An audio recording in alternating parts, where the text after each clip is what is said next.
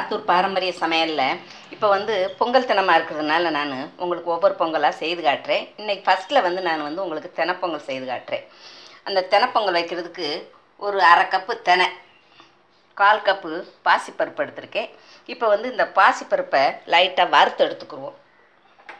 வச்சுட்டேன். ஃபஸ்ட்டில் நம்ம பருப்பை வறுத்துக்குருவோம். நல்லா சுவை கூடுதலாக இருக்கும். அதுக்காகத்தான் பாசிப்பருப்பை எந்த பொங்கலாக இருந்தாலும் சரி பருப்பை லைட்டாக வறுத்து போடுங்க. வறுத்தது போதும். இப்போ அரிசியும் தினையும் தெனை அரிசியையும் பருப்பையும் நல்லா கழுவி எடுத்துக்குருவோம்.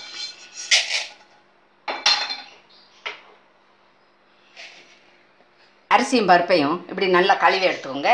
அதுக்கப்புறம் குக்கரில் போட்டுருவோம்.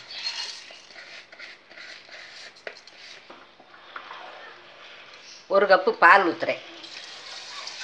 நல்லா காய்ச்சின பால் தான் 1 கப்பு. அதுக்கு வந்து 2 கப்பு தண்ணி. இப்போ நல்லா 4-5 விசில் விட்டு குழைவாக வேக வச்சுக்குவோம். அரிசி குக்கரில் வெந்துக்கிட்டு இருக்கட்டும். இப்போ வந்து நம்ம அதுக்குரிய பாகை ரெடி பண்ணிக்கிடுவோம். நம்மளுக்கு அரிசியும் பருப்பும் சேர்ந்து 3/4 கப்பு வச்சுருக்கோம். வெல்லம் வந்து ஒரு கப்பு எடுத்திருக்கேன். தட்டு 1 கப்பு எடுத்துக்கோங்க.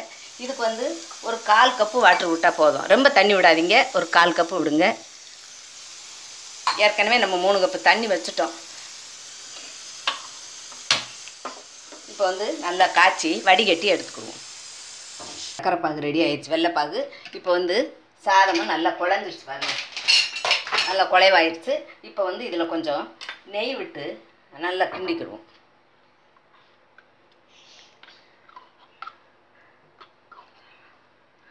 நெய் விட்டு நல்லா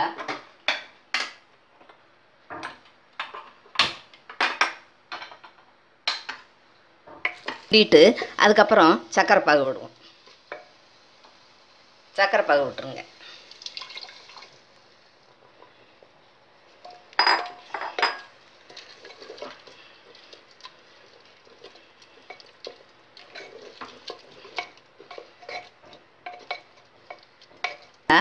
நெய் அந்த சக்கரைப்பாகு எல்லாம் நல்லா கொஞ்சம் நேரம் கிண்டி விட்டுட்டு அதுக்கப்புறம் கொஞ்சம் பச்சை கற்பூரம் கடையில் கேட்டு வாங்கிக்கோங்க.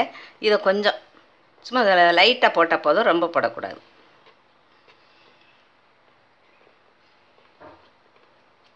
போதும்.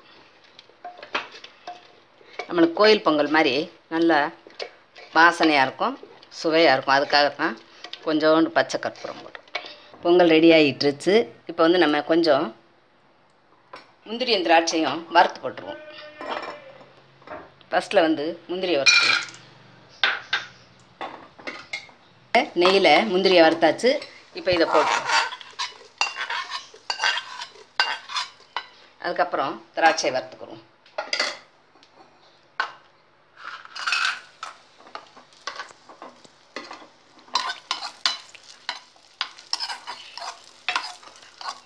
போதும். இதையும் போட்டு கிஸ்மிஸ் பழத்தையும் வறுத்து உள்ளே போட்டாச்சு.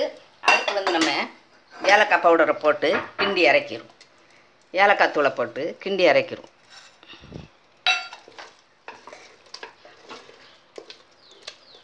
தெனப்பொங்கல் ரெடி ஆயிடுச்சு. அடுத்து கல்கண்டு பொங்கல் எப்படி செய்கிறதுன்னு பார்ப்போம். அரை கப்பு பச்சரிசி, 1/4 கப்பு பயத்தம்பருப்பு, பாசிப்பருப்பு எடுத்திருக்கேன். இதை வந்து இப்போ இளம் வறுப்பாக வறுத்து எடுத்துக்கிடுவோம்.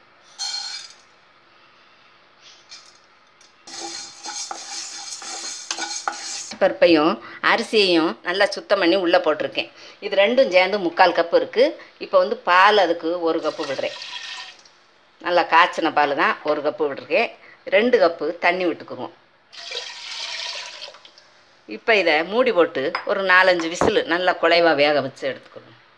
அரிசியும் பாசிப்பருப்பும் போட்டு நல்லா வெந்துருச்சு குழைவா. இப்போ வந்து இதில் கொஞ்சம் நெய் விட்டுக்குருவோம். நெய் விட்டு நல்லா கிண்டிக்குருவோம்.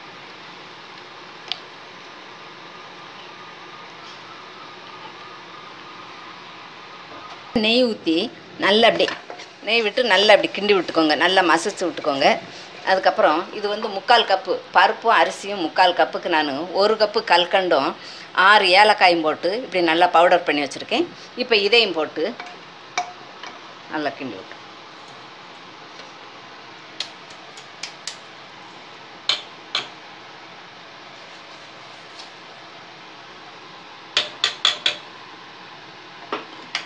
நம்மளுக்கு வந்து பொங்கல் வந்து ரொம்ப இனிப்பாக இருக்கணும்.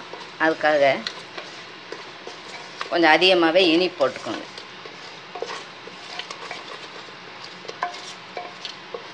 நம்மளுக்கு வந்து கல்கண்டு போடவும் கொஞ்சம் லூஸ் கொடுக்கும். திக்காக இருந்தாலும் கொஞ்சம் லூஸ் ஆகும். நல்லா கிண்டி விடுங்க. நெய் கல்கண்டு எல்லாம் கிண்டுனா தான் நம்மளுக்கு சாப்பிடும்போது நல்லா டேஸ்ட் வரும். இப்போ முந்திரியும் திராட்சையும் வறுத்து கொட்டிடுவோம். திராட்சையும் போட்டுருவோம். அது கொஞ்சம் நேரம் வேக வச்சுட்டு அதுக்கப்புறம் இதை போடுங்க, இல்லாட்டா கறியிரும். இப்போ எடுத்து பொங்கலில் கொட்டிடுவோம்.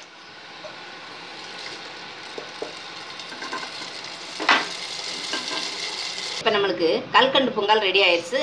அடுத்து ஜவ்வரிசி பொங்கல் எப்படி செய்கிறதுன்னு செய்து காட்டுறேன், பார்ப்போம். அது ஜவ்வரிசி பொங்கல்.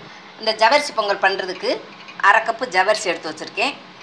1/4 கப்பு பச்சரிசி, 1/4 கப்பு பயத்தம்பருப்பு, பாசிப்பருப்பு, இவ்வளோ தான். இப்போ வந்து நம்ம இந்த பாசிப்பருப்பை லைட்டாக வறுத்து எடுத்துக்கிறோம்.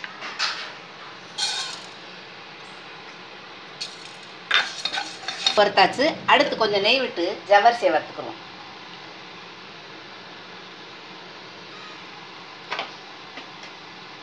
நெய் சூடு.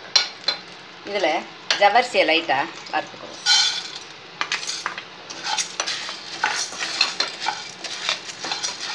வச்சு போதும். அடுத்து நம்ம ரெடி பண்ணுவோம். வறுத்து குக்கரில் போட்டாச்சு. அரிசியும் பருப்பையும் நல்லா வறுத்து அலசி வச்சுக்கோங்க. பருப்பை வறுத்து ரெண்டையும் ஒன்றா போட்டு நல்லா சுத்தம் பண்ணி வச்சுக்கோங்க. இப்போ இதையும் ஒன்றா போட்டுருவோம். இதுக்கு வந்து நான் 3 கப்பு தண்ணி விடுறேன். வறுத்து குக்கரில் போட்டாச்சு.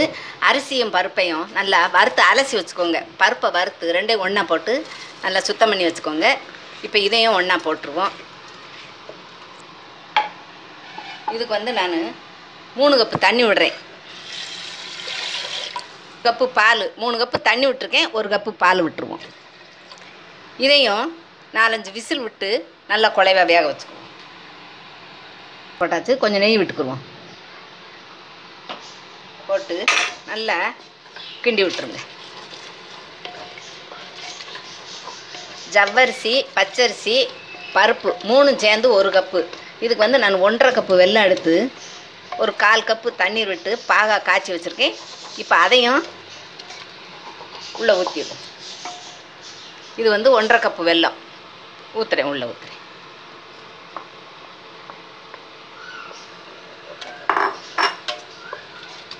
நம்மளுக்கு ஜவ்வரிசி பொங்கல் ரெடி ஆயிடுச்சு. இப்போ இறக்கிட்டு முந்திரியும் திராட்சையும் வறுத்து கொட்டிடுவோம். முந்திரியும் திராட்சையும் வறுத்து கொட்டிடுவோம். இப்போ திராட்சையும் போட்டு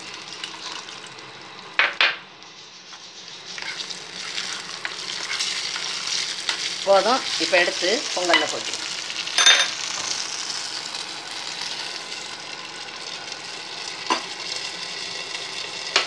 இப்போ நம்மளுக்கு ஜவ்வரிசி பொங்கலும் ரெடி ஆயிடுச்சு. இன்றைக்கி ஜவ்வரிசி பொங்கல், கல்கண்டு பொங்கல், தெனப்பொங்கல் 3 பொங்கல் செய்து காட்டியிருக்கேன். நான் வந்து ஏற்கனவே பொங்கல் செய்து எங்கள் சேனலில் விட்டுருக்கோம், அதை பார்த்து தெரிஞ்சுக்கோங்க. இப்போ 3 பொங்கல் செய்து விட்டுருக்கோம். எல்லாம் பார்த்து நீங்கள் பொங்கல் வச்சுட்டு பொங்கலை மகிழ்ச்சியாக கொண்டாடுங்க. அனைவருக்கும் பொங்கல் நல்வாழ்த்துக்கள்.